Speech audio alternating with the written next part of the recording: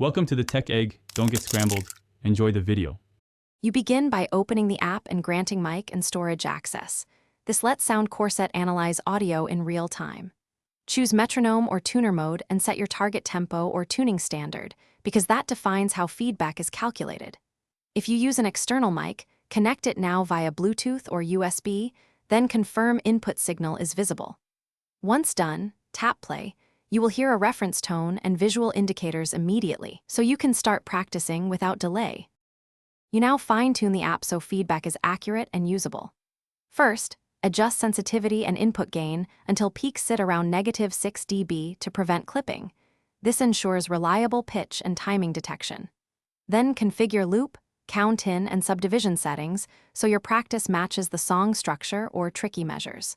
Also enable the visual pitch trace and increase display resolution if notes look jittery, because clearer visual speed correction. Once these are locked, practice short phrases repeatedly. You finish by saving your session and exporting results. Include tempo and tuning metadata so you can track progress over time.